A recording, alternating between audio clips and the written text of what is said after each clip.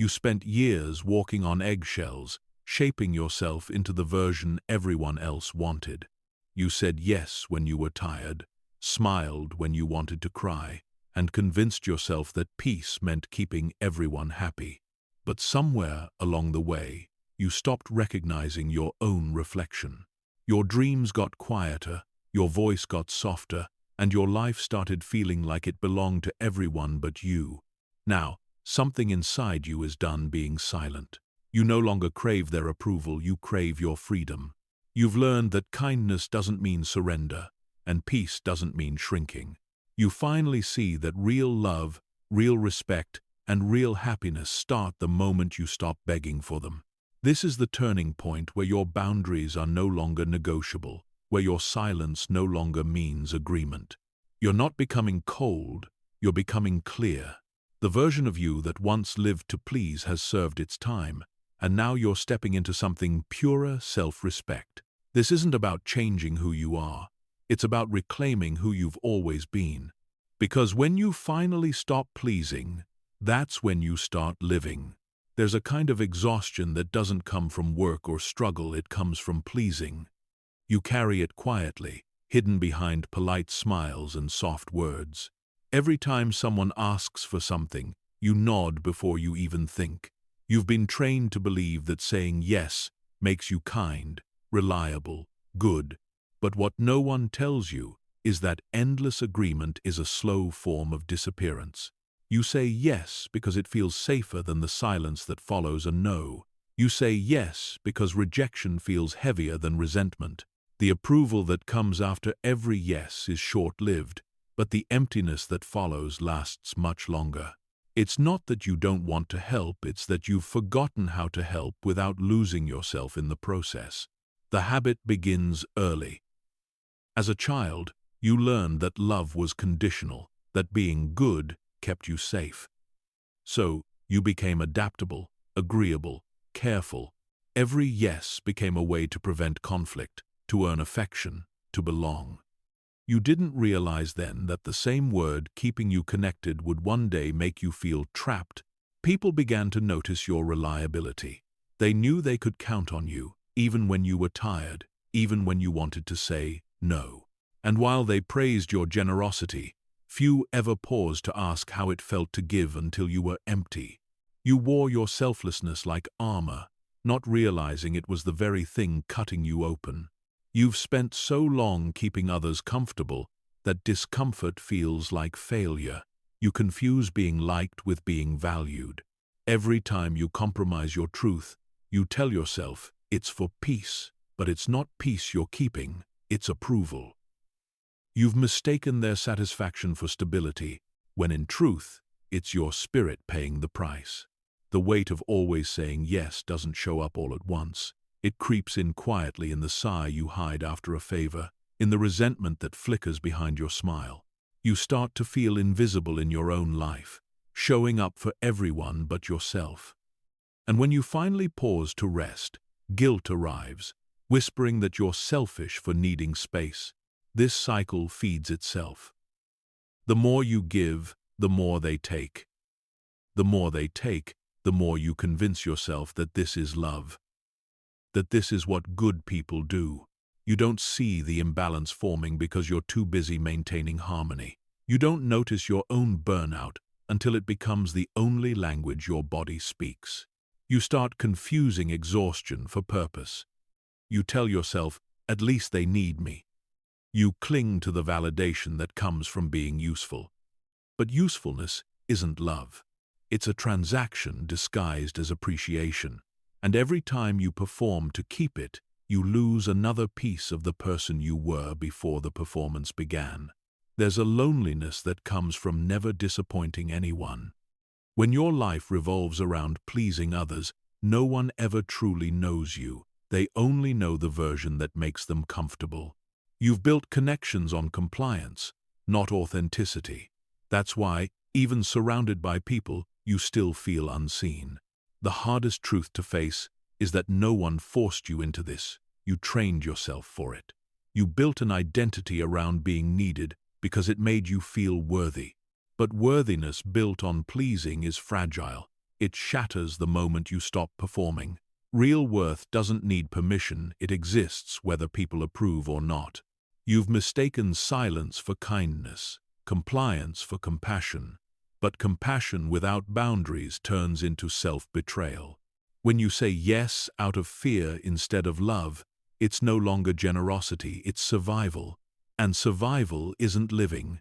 It's existing in a world that keeps asking, what more can you give? Saying yes too often rewires the way you see yourself. You start believing that your needs are inconvenient, that your feelings are excessive, that your limits are flaws.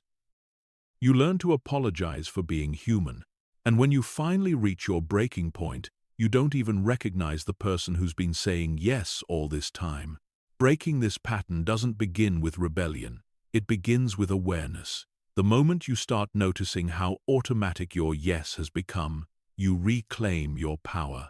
You realize that every time you hesitate before speaking, you're standing on the edge of truth, the truth that you don't owe anyone constant access to your energy. It's okay if people are surprised when you start saying no. They've grown accustomed to your compliance. They may resist your boundaries because they benefited from your absence of them. But remember, you're not responsible for their comfort. You're responsible for your clarity. Peace built on pleasing others will always collapse. You'll feel guilt at first, the kind that makes you second-guess your right to rest, to pause, to refuse. But that guilt is not a sign you're doing something wrong. It's a sign you're healing from being conditioned to please. Guilt fades, but authenticity lasts. Every honest no you speak is a step closer to yourself. Freedom doesn't come from doing less for others. It comes from doing more for yourself without shame. When you start prioritizing your energy, you realize how much of it was spent on things that never nourished you. You begin to redirect that energy into your peace, your growth, your dreams. That's not selfishness. That's survival with purpose. The beauty of boundaries is that they reveal the truth. The ones who cared only for your compliance will leave, and that's a gift. The ones who stay are the ones who value your truth as much as your kindness. Your circle may shrink, but your peace will expand. You'll finally be surrounded by people who see your no as strength, not rejection. You don't need to become hard or distant to protect yourself. You just need to become honest. Honesty doesn't push people away, it filters the wrong ones out. The people meant for you will never require you to shrink to be accepted. They'll meet your boundaries with understanding, not guilt. Saying no won't feel heavy anymore. It will feel like breathing natural, necessary, and freeing.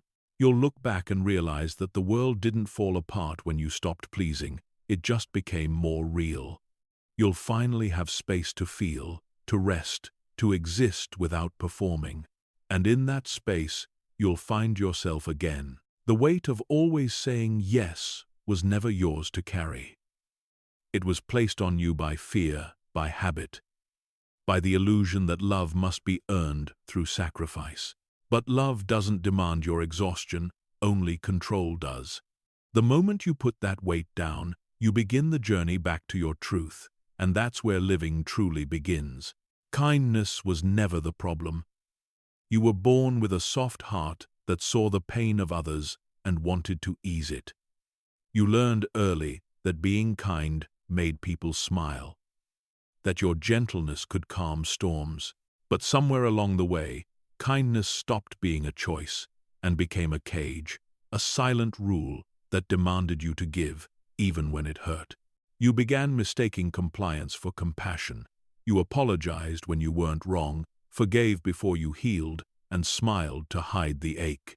You told yourself that patience and tolerance were virtues, even when they were breaking you. What started as love slowly turned into obligation, and the world rewarded your quiet suffering by asking for more. It's a painful truth sometimes. Kindness is used as a weapon against those who have the most of it. People recognize softness. They sense it like predators sense movement. They test your boundaries, not always out of cruelty, but out of habit. They learn that you'll say yes when you mean no, that you'll bend so they don't have to move. Your empathy becomes their comfort zone, and your exhaustion their convenience. The hardest part isn't that others took advantage of your kindness, it's that you helped them do it.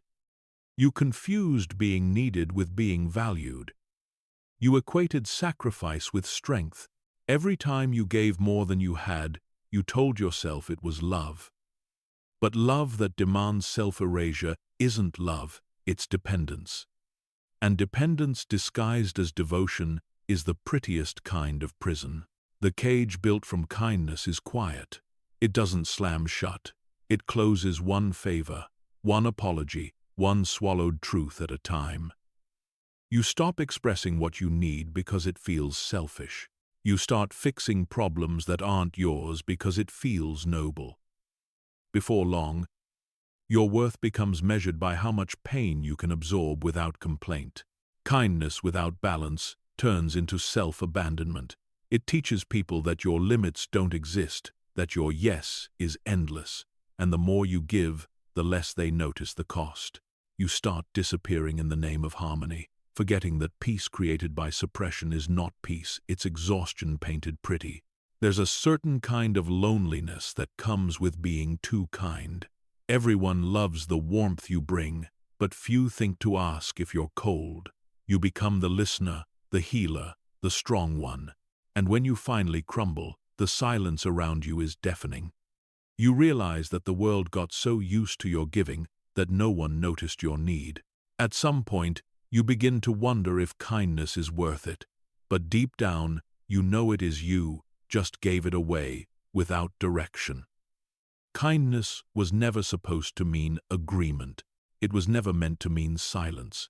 It's supposed to have boundaries strong enough to say no, wise enough to step back, and brave enough to protect your own peace first. You start to see the difference between genuine compassion and performative kindness. One heals both you and others, the other drains you quietly. The first comes from strength, the second from fear. When your kindness is driven by the terror of being disliked, it's no longer kindness, it's control in disguise. It's your attempt to keep peace by avoiding truth. Breaking free from this cage begins with discomfort. The first time you say no, the air will feel heavy. The first time you walk away from someone who takes advantage of your heart, you'll feel guilty. But that guilt is not a sign of cruelty, it's the residue of old conditioning. It fades with every act of self-respect. There's beauty in reclaiming your kindness. When it stops being your weakness, it becomes your wisdom. You no longer give out of guilt, but out of choice. You no longer help to be seen, but because it feels true. And that's when kindness becomes what it was always meant to be, an expression of love, not a currency for acceptance. The people who only loved your compliance will call your boundaries cold. They'll say you've changed, that you've become selfish or distant. Let them talk. They're mistaking your peace for arrogance because they benefited from your silence. Their discomfort is not your responsibility. It's proof that you've stopped feeding what was draining you. You learn that kindness with clarity is power. It no longer bows to guilt or manipulation. You can be gentle and firm, compassionate and honest, caring and self-respecting. True kindness doesn't shrink. It stands tall, with empathy in its eyes and boundaries in its heart. That's the difference between being good and being free. You'll notice that not everyone deserves your softness. Some people will treat it like an open invitation to take. But once you start discerning who has earned your care, your kindness becomes sacred again. You'll realize that not everyone who smiles at you comes with good intentions, and not every cry for help deserves your energy. The more you protect your kindness, the purer it becomes. You'll give without resentment, help without depletion, and love without losing yourself. You'll stop pouring into bottomless cups and start watering your own garden first. The peace that follows will feel unfamiliar at first, but soon you'll recognize it as freedom. When you set boundaries, people may test them, but you no longer need to justify them. You've learned that explanation invites negotiation, and your worth is not up for debate. A simple no, spoken from peace, is stronger than 1,000 explanations spoken from guilt. You don't need to defend your right to rest, heal, or exist on your own terms. One day, you'll look back at the person who said yes to everything and feel compassion, not shame. That version of you was just trying to survive in a world that rewarded self-erasure. They wanted to be loved, and they thought love meant giving everything. But now you know better. Love is balance, not burnout.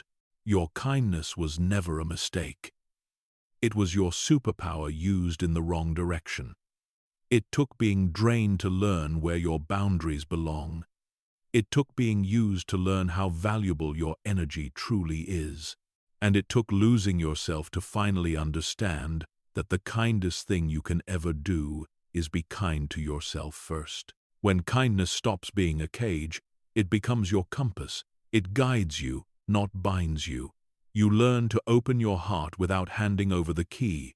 You give freely, but never at the cost of your peace. You love deeply, but never again at the expense of your truth.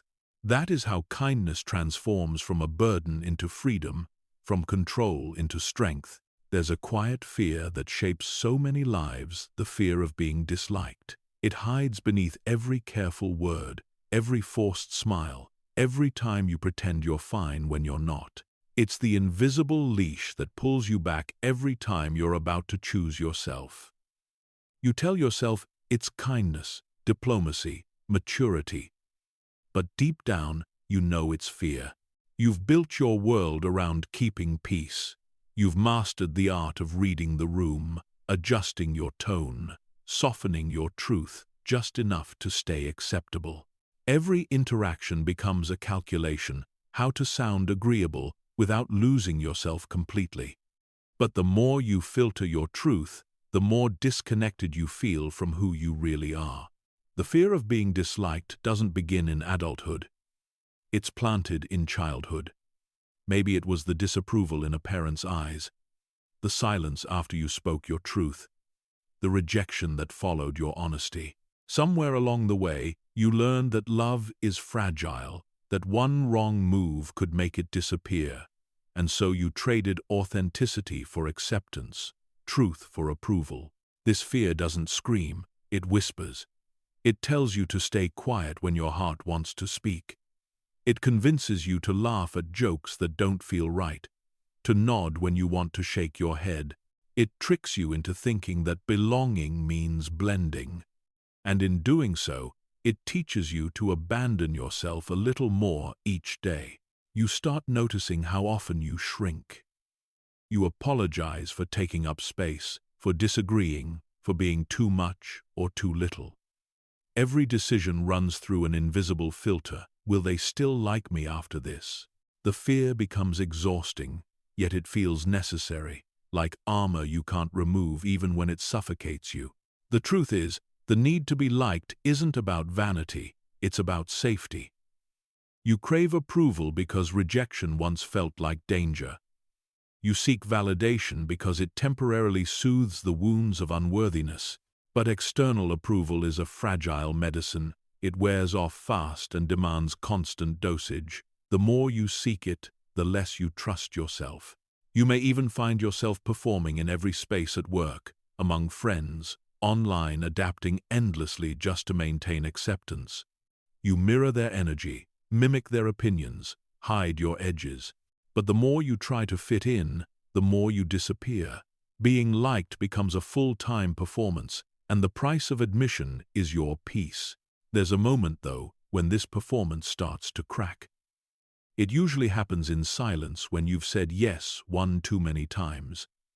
When you've swallowed your truth so long it burns in your chest. You realize you're tired of being understood by everyone but yourself. That's the moment awareness begins. The realization that universal approval is a prison disguised as love. The fear of being disliked keeps you from the freedom of being real. Because when you're real, not everyone will stay. Some will reject your truth, some will mock your boundaries, and some will vanish when you stop playing small. But those who remain will see you, not your mask, not your performance, you. And that kind of connection is worth every rejection it takes to find it. Learning to live with being disliked isn't about becoming rude or indifferent. It's about releasing the illusion that approval equals peace. It's about understanding that other people's opinions are not mirrors, they're projections. What they see in you is often what they can't face in themselves. And once you realize that, their judgment loses power. When you stop chasing approval, you start discovering authenticity. You say what you mean, not what sounds good. You stop editing your truth to fit someone else's comfort. You find that honesty doesn't isolate you, it liberates you. The world may not love the unfiltered you, but at least the reflection in the mirror finally does. It feels strange to disappoint people. The guilt will come, it always does. You'll replay conversations in your head, wondering if you should have softened your words or agreed a little more.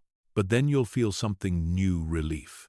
The peace that comes from knowing you didn't betray yourself just to be liked. Freedom begins when you no longer measure your worth by applause. You start valuing silence over validation. You start cherishing solitude over shallow approval. The energy once spent pleasing others becomes the energy that heals you.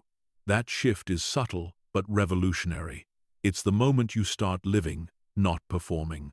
Being disliked doesn't make you wrong, it makes you real. The world doesn't always know how to handle honesty wrapped in calmness. People who thrive on control will label your boundaries as arrogance. Those who fear truth will call your authenticity confrontation. But you'll know better their discomfort is not your problem to solve. As you grow, you begin to notice that not being liked by everyone is actually freedom. You no longer bend under the weight of expectation. You stop chasing explanations, stop overcompensating, stop trying to manage how others see you. You start breathing again. The air feels lighter when you no longer carry the burden of approval. Every person who dislikes you creates space for someone who understands you. Every rejection redirects you toward alignment. Every "you've changed" is proof that you finally have.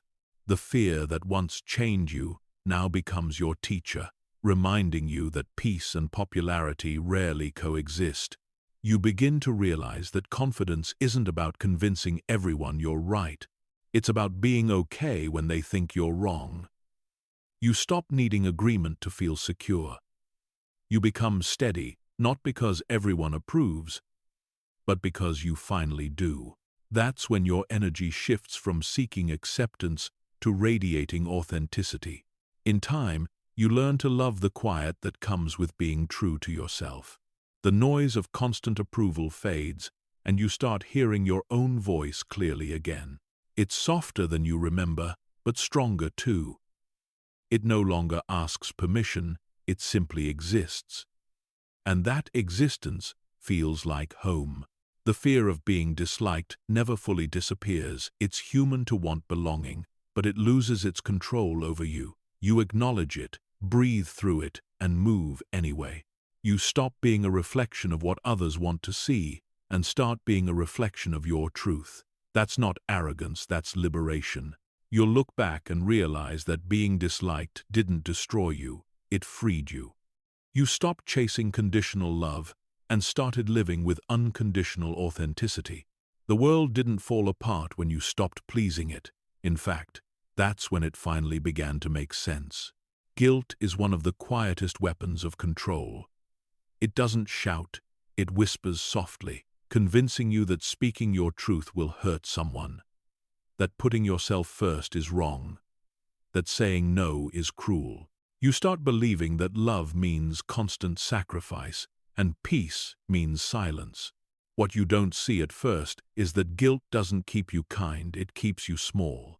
This guilt often begins as a seed planted in your early years. Maybe you were told you were ungrateful when you wanted space, or selfish when you disagreed. You learned that love could be withdrawn, that affection came with conditions. So you learned to apologize for simply existing as yourself. You confused obedience with goodness and silence with safety. As you grew, guilt became your guide. It taught you to check how everyone else feels before you decide what's right for you. It made you a master of compromise, a peacekeeper at any cost.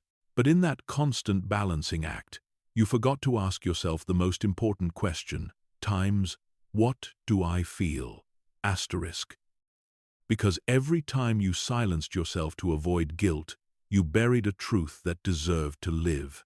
The guilt that keeps you silent doesn't always come from others. Sometimes it's internal, a voice shaped by years of conditioning that tells you you're difficult, dramatic, or ungrateful for wanting more. You become your own captor, punishing yourself with shame every time you choose honesty over harmony. You mistake your needs for burdens and your boundaries for betrayal. This guilt thrives on empathy. The more you care, the more it manipulates you.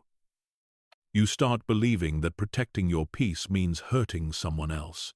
You fear that your absence will disappoint, your silence will offend, your truth will destroy. So you choose self-erasure again and again in the name of being good. But the guilt never leaves, it just changes shape. It shows up when you cancel plans, when you say no, when you stop explaining yourself.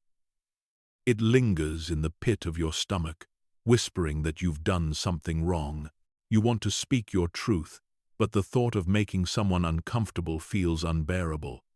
So you stay quiet, not because you don't know what to say, but because guilt has convinced you that honesty equals harm. You've been conditioned to see boundaries as rejection. So when you start building them, guilt comes rushing in like an old friend trying to pull you back. It reminds you of all the times you were praised for compliance, rewarded for endurance.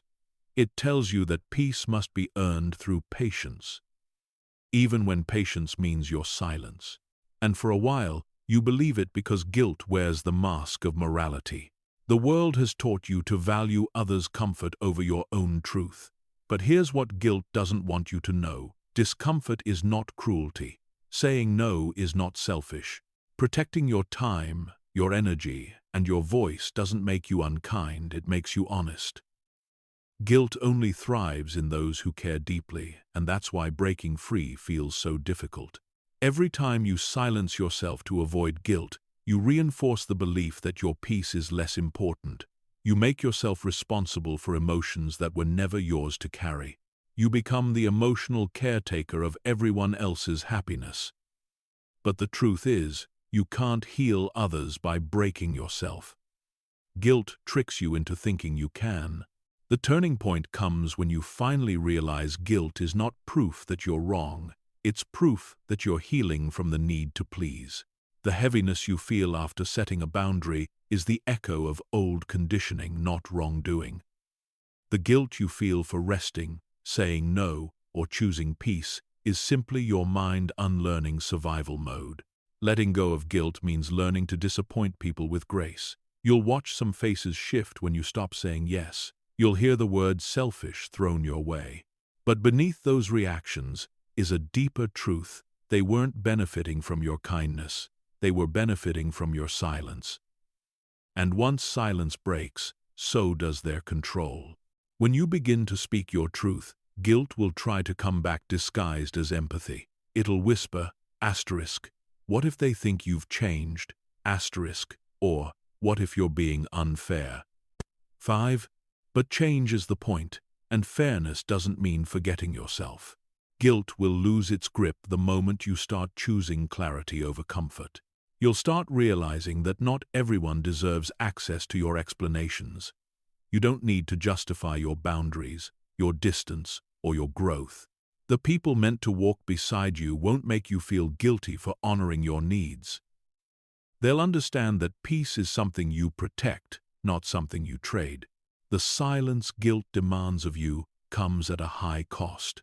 It steals your voice, your truth, your ability to stand in your own story. You start living half alive, carefully edited for acceptance. But your truth is not dangerous, it's necessary. Every time you speak honestly, you reclaim a piece of yourself that guilt once owned. As you begin to unlearn guilt, you'll notice something beautiful. Your empathy becomes stronger, not weaker. Because when you're no longer ruled by guilt, your kindness becomes genuine again. You help because you want to, not because you're afraid not to. You speak because it's true, not because it's safe. Freedom makes your compassion more honest. There will still be moments when guilt visits. Old patterns don't disappear overnight, but this time, you won't obey it. You'll listen, breathe, and recognize it for what it is, a ghost from a life you no longer live. You'll learn to thank it for trying to protect you, then let it go. Because guilt has nothing to teach a heart that already leads with awareness. The day you stop letting guilt silence you, you'll feel something strange: peace. Not the shallow peace that comes from pleasing others, but the deep kind that comes from finally telling the truth. You'll realize that silence never protected anyone, it only prolonged the pain. And now, you're choosing something far more powerful: honesty that heals. Your voice may shake at first. You might stumble, overthink, or doubt. But every time you speak instead of suppressing, you weaken guilt's hold. You'll start to trust your intuition again. To believe that your truth has value even when it's not easy to hear. That's when guilt transforms into gratitude. Gratitude for how far you've come. You'll realize the guilt that kept you silent has turned into strength. You'll no longer apologize for your boundaries or justify your peace. You'll know that speaking your truth isn't a betrayal, it's a return. Because the real you never disappeared. She was simply waiting beneath the silence, ready to be heard. When guilt no longer controls you, your words become lighter, truer, and freer. You stop carrying other people's emotions and start honoring your own. You finally understand that silence was never kindness, it was fear. And now, that fear is gone. What's left is truth, quiet, powerful, and completely yours. There comes a moment in everyone's life when the word yes begins to taste like bitterness. You've said it too many times to requests you didn't want, to people who didn't value it, to situations that drained you. You said yes because you didn't want to seem rude, ungrateful, or unkind. But now, that same word feels like a chain. The liberation begins when you realize that saying no isn't rejection, it's protection. You've been taught to associate no with conflict. Somewhere deep inside, you believe that denying someone's request makes you a bad person. That belief was handed to you by a world that benefits from your compliance. You've been rewarded for obedience, praised for flexibility, admired for selflessness. Yet behind every compliment was an expectation to always be available, agreeable, and easy to access. Learning to say no feels unnatural at first because it goes against years of conditioning. You feel the guilt creeping in before the words even leave your mouth. You rehearse how to soften your tone, how to make the no sound gentle, how to leave room for a maybe. You apologize before, during, and after refusing, as though protecting your peace is something to be ashamed of. But no is not a negative word, it's a sacred one. It's the foundation of every strong boundary, every balanced relationship, every healthy life. No says, I know my limits, and I respect them. It separates kindness from exploitation, love from obligation. It's the word that transforms your time from something that's taken into something that's chosen. You start to realize that people who truly care about you don't need endless yeses to feel loved. They don't measure your worth by your availability. It's only those who benefit from your lack of boundaries who take offense at your no. Their reaction isn't a reflection of your cruelty, it's a reflection of their dependence on your compliance. Saying no doesn't mean closing your heart. It means opening your life to what truly matters. You learn to value your time, your focus, your peace. You stop scattering your energy in places that don't grow you. A well-placed no can protect the same kindness that was once being drained by too many yeses. You're not withdrawing, you're prioritizing. The hardest no to say is the one to people you love. You want to protect them from disappointment, to keep harmony in relationships. But love without boundaries turns into resentment. The most honest love is the kind that can say, I care deeply for you, but not at the cost of myself. True love doesn't demand your exhaustion, it honors your truth. People may react poorly. They'll test your new boundaries, guilt-trip you, or act confused. They'll say you've changed, and they'll be right. You have. You've stopped using your energy as a peace offering. You've stopped being the emotional first responder to everyone's chaos.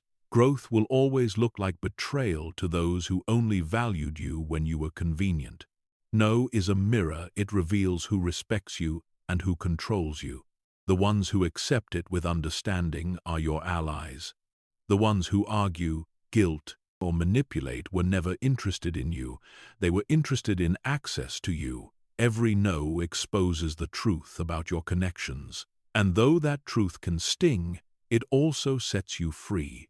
As you begin to practice saying no, you'll feel your strength returning. You'll notice how light your spirit feels when you protect your peace. You'll realize that every yes now comes from choice, not fear. Your relationships become cleaner. Your conversations more honest. The weight of constant obligation begins to fall away, replaced by something softer, self-respect. There's an elegance in a clear no. It doesn't need an explanation, a paragraph, or a justification. No is a complete sentence. You don't owe anyone a backstory for your boundaries. The moment you stop over-explaining, you reclaim authority over your decisions. The less you justify, the more confident your energy becomes. Sometimes your no won't be understood, and that's okay. You're not responsible for managing someone's disappointment. You've spent years cushioning others from the impact of your truth. Now it's time to trust them to handle it. If they can't, that's their lesson to learn, not yours to absorb. Growth requires letting go of emotional babysitting. Saying no teaches you to listen to yourself again. For so long, your instinct whispered, "Don't do this," and you ignored it out of fear. Each honest no repairs that relationship with your intuition. You start trusting your own guidance, the subtle feeling that tells you what aligns and what doesn't. No longer ruled by guilt, your decisions become clean, calm, and true. You'll also notice how no creates space for rest, for creativity, for peace. You can't build a meaningful life if it's filled with obligations that don't fulfill you. Every no is a doorway to something better, a yes that truly matters. The more you practice it, the more intentional your life becomes. Learning to say no also changes how you hear it from others. You stop taking rejection personally. You understand that everyone has limits, and respecting them is a form of love. When you no longer fear hearing no, you no longer fear giving it. That's the mark of emotional maturity, giving freedom to others without losing your own. The courage to say no doesn't come overnight. It grows slowly, one decision at a time. Each time you choose peace over pressure, your confidence strengthens. You start noticing that the world doesn't collapse when you protect your energy. Life keeps moving, and for the first time, it moves at a rhythm that feels right for you. Saying no will mean walking away from familiar chaos. You'll have to let go of roles that kept you overextended, the fixer, the caretaker, the rescuer. But in their place, you'll find peace, clarity, and self-trust. You'll learn that your worth isn't tied to how much you endure, but how deeply you respect your own boundaries. No stops feeling like rejection and starts feeling like alignment.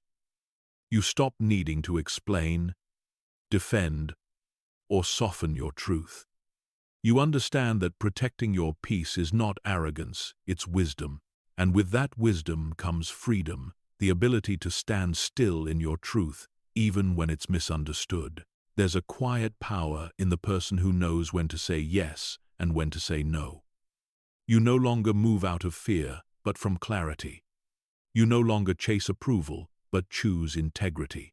Saying no without apology isn't about rebellion, it's about self-respect. It's the moment your voice stops trembling and starts telling the truth. You'll look back and realize that every no you ever said was a gift to yourself and to your peace. You didn't lose people when you started saying it. You lost those who never saw your value beyond your compliance. You'll smile, standing in your calm, and understand. You never needed permission to protect your peace. You only needed the courage to say no. You spend a large part of your life trying to make everyone happy, until one day you realize that happiness built on your exhaustion isn't happiness at all. You've carried the weight of other people's expectations for so long that you forgot what your own joy feels like. And when you finally start choosing yourself, you face something unexpected: peace. Not loud, not dramatic, quiet, steady, freeing peace that begins the moment you allow yourself to disappoint others. Disappointing people feels like failure at first. You were conditioned to believe that your worth depends on how satisfied others are with you. Every sigh, every cold silence, every "I thought you were different" feels like a wound. But here's the truth.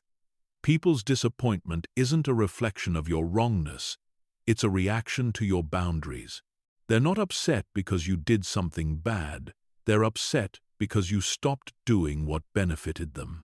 For most of your life, you've been running from that look of disapproval, the subtle shift in tone, the distance that follows a no. It triggers something deep in you, a fear of being abandoned or misunderstood. So you rush to fix it, to smooth it over, to say yes again, just to make it stop.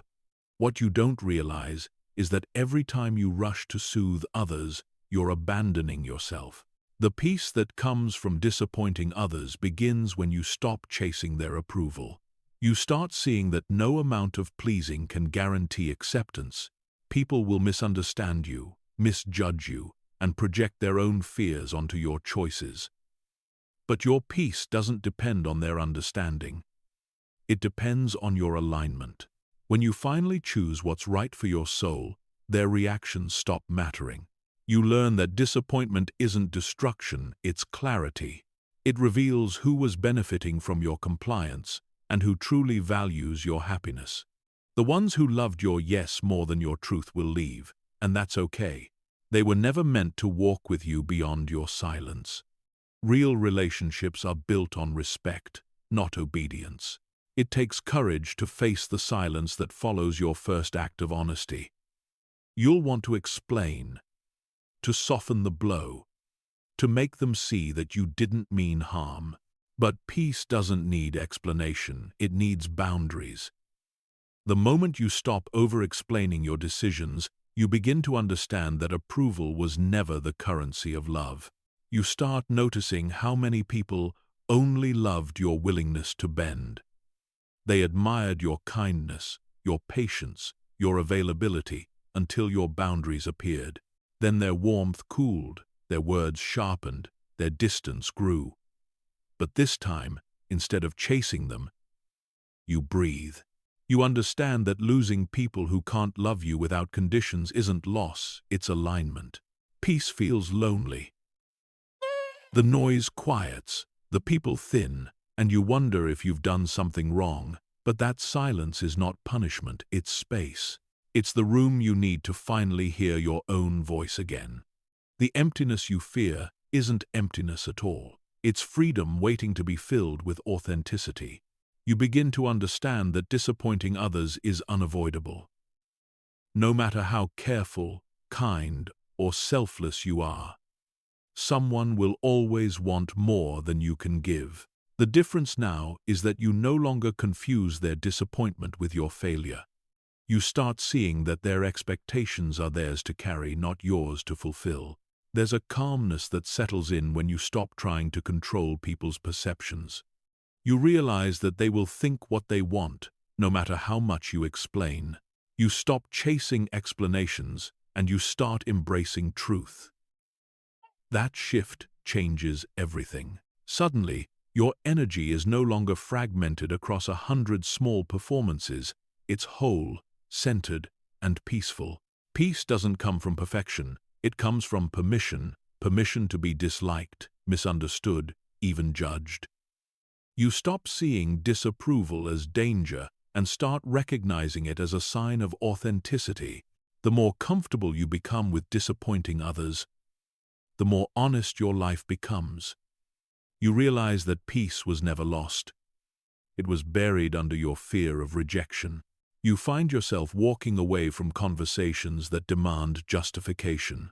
You stop explaining why you didn't answer the call, why you needed time, why you chose yourself. Your silence begins to carry more authority than your explanations ever did.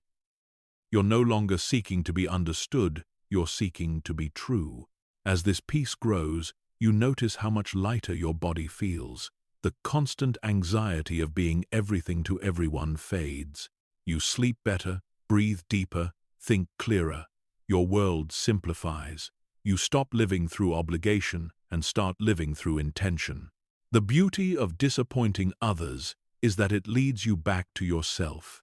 You realize that you were never meant to meet every expectation.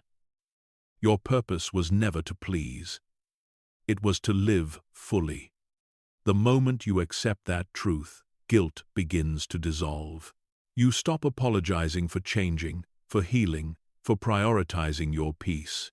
You stop editing your joy to make others comfortable. Your life becomes honest, even if it's quieter. Those who truly love you will adjust. They might not understand at first, but genuine souls eventually recognize authenticity.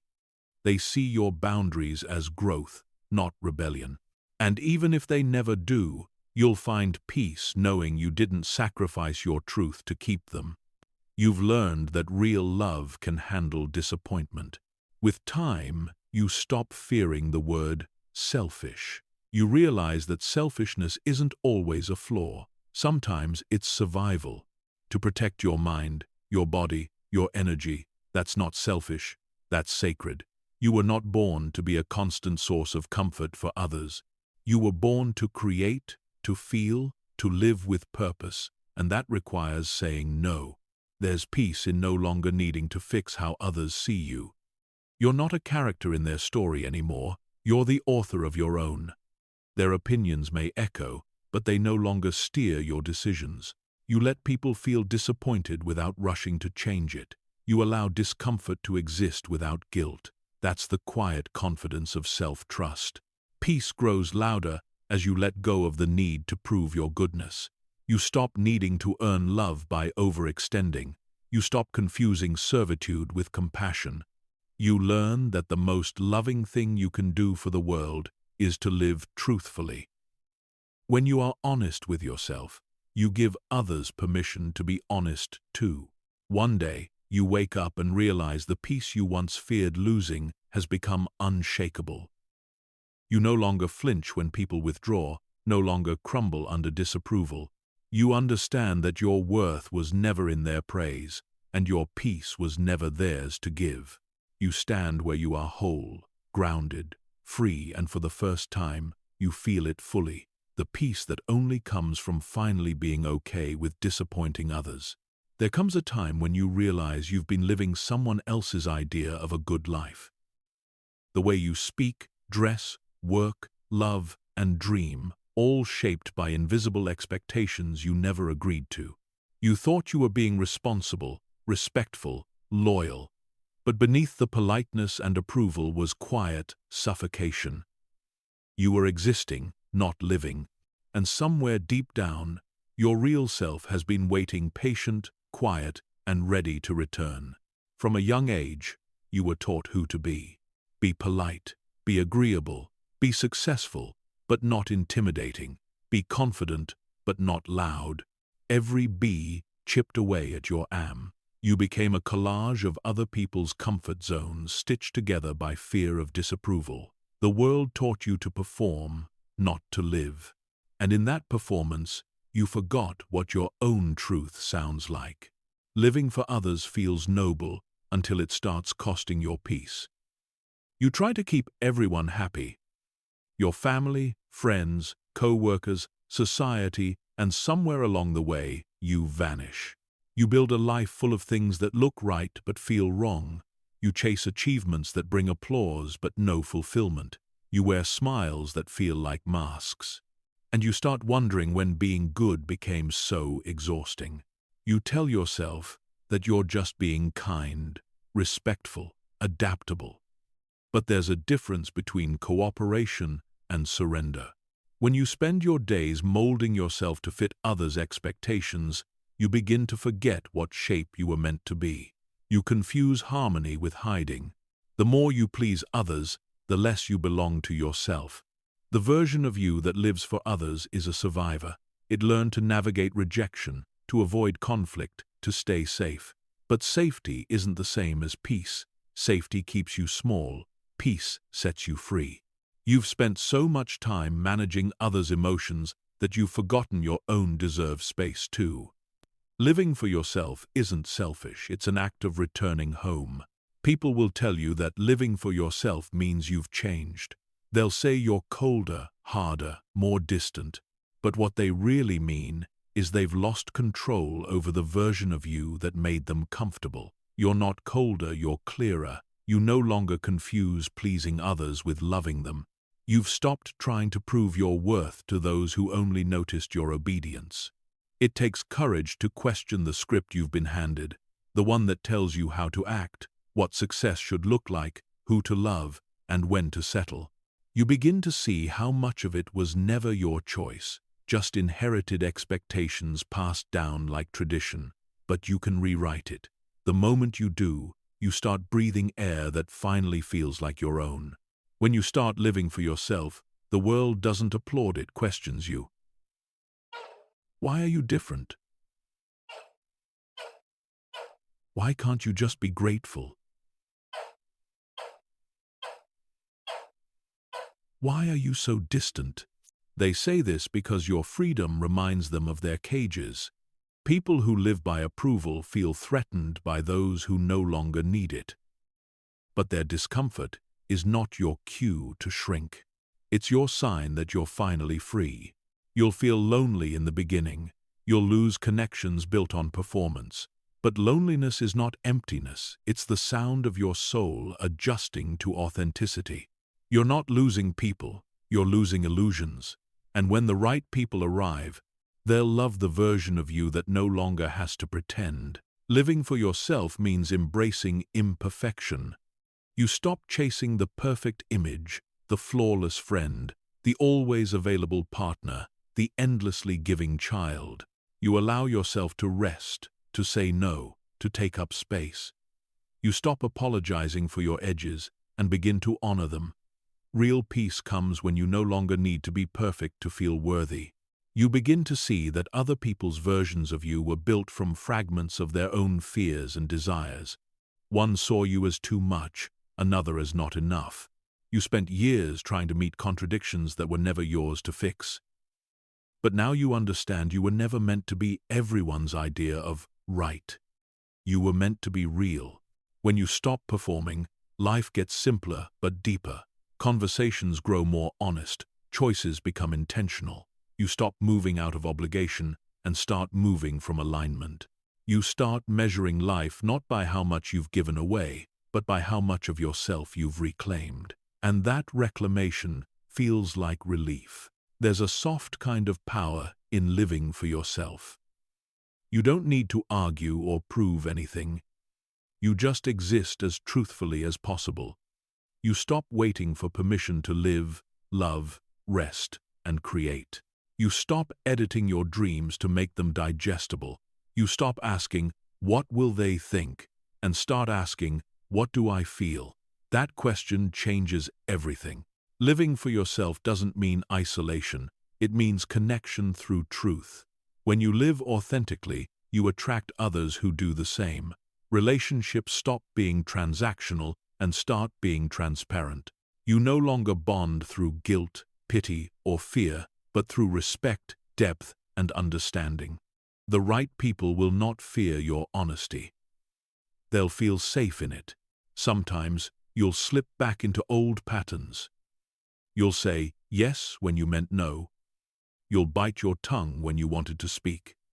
That's okay. Growth is repetition, not perfection. Each time you choose yourself again, you strengthen the muscle of authenticity. Eventually, it becomes second nature, not defiance, but peace. The world may still misunderstand your choices, but that's the price of freedom, being misunderstood by many, to be understood by yourself. You realize that it's better to live disliked for who you are than loved for who you're not. Approval fades, alignment lasts. You stop chasing temporary acceptance and start nurturing permanent peace. When you live for yourself, you stop fearing endings. You no longer panic when people leave or paths close. You trust that what's meant for you will never require self-betrayal. You stop clinging and start allowing. That trust creates space for better things, relationships that don't demand you to shrink, opportunities that match your truth. You'll discover that living for yourself is not loud or selfish, it's grounded. It's choosing to honor your intuition in small, quiet ways every day. It's resting without guilt, speaking with honesty, walking away without anger. It's understanding that your life is not a public performance. It's a personal experience meant to be lived deeply, not displayed perfectly. You realize that living for yourself was never about rebellion. It was about return. Return to peace, to presence, to purpose. You were never too much, too emotional, or too different. You were simply living under the weight of other people's versions of you. Now, you've let that go. You're not who they said you were. You're who you were always meant to be: free, grounded, and completely yourself. You've spent so much of your life being everything to everyone, shaping yourself to fit into spaces that never saw your true edges. But now, that season is over. The pretending, the pleasing, the quiet sacrifices, they've all served their purpose. They taught you what doesn't feel like peace. They showed you what it costs to live as someone else's version of you. Now, you stand at the threshold of your own life, unfiltered, unedited, and finally aware. You no longer need to prove your goodness or defend your choices.